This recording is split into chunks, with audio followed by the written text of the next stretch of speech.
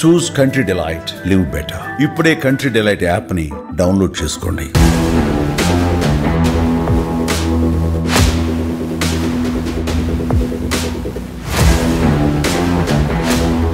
Corona వెళ్లిపోయినట్టేనని ఆ భయం ఇక అవసరం లేదని అంతా భావించారు. కానీ ఇప్పుడు పరిస్థితి అలా లేదు. కరోనా మళ్లీ పంజా విసురుతూ తన ప్రతాపాన్ని చూపిస్తోంది. ప్రపంచవ్యాప్తంగా రోజుకు కరోనా కేసులు నమోదవుతున్నాయి. అంతేందుకు పొరుగు రాష్ట్రం ఆంధ్రప్రదేశ్తో పాటు తెలంగాణలో కూడా కరోనా కేసులు మెల్లమెల్లగా నమోదవుతున్నాయి.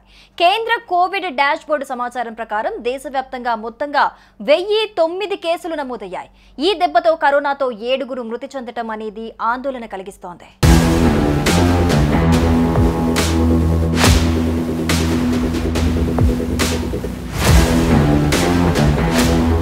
ప్రపంచవ్యాప్తంగా కరోనా మహమ్మారి మళ్లీ విజృంభిస్తూ ఉండటంతో ప్రజలంతా ఆందోళన చెందుతున్నారు.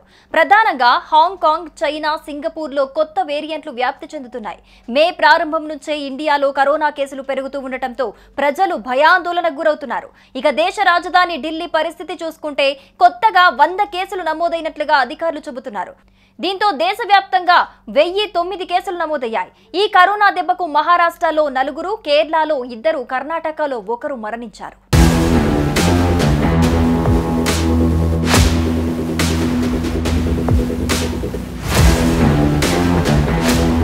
ఇక రాష్ట్రాల వారీగా కరోనా కేసులు చూసుకుంటే మాత్రం అత్యధికంగా కేరళలో 430 కేసులు నమోదయ్యాయి.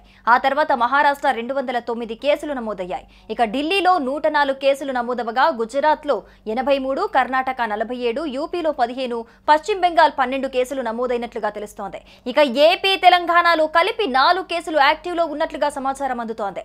అస్సాం, బీహార్, అండమాన్ నికోబార్, అరుణాచల్ ప్రదేశ్, హిమాచల్ ప్రదేశ్, జమ్మూ కాశ్మీర్ రాష్ట్రాల్లో మాత్రం ప్రస్తుతం ఒక యాక్టివ్ కేసు కూడా నమోదవకపోవటం విశేషం.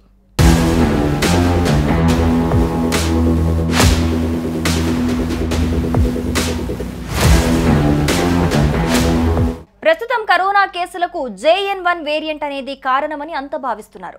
ఇది ఒమిక్రాన్ BA 2.86 వేరియంట్ నుంచి వచ్చిందని మొదటిసారిగా 2023 ఆగస్టులో దీన్ని గుర్తించినట్లుగా తెలుస్తోంది. ఇప్పటి వరకు వచ్చిన వేరియంట్ల కంటే ఇది చాలా వేగంగా వ్యాపిస్తుందని, చాలా మందిలో తేలికపాటి లక్షణాలే ఉన్నాయని వైద్యులు, ప్రభుత్వ అధికారులు చెబుతున్నారు. అయితే కరోనా కేసులు పెరుగుతున్న నేపథ్యంలోనే ప్రజలెవరూ ఆందోళన చెందాల్సిన అవసరం లేదని వైద్యులు చెబుతున్నారు.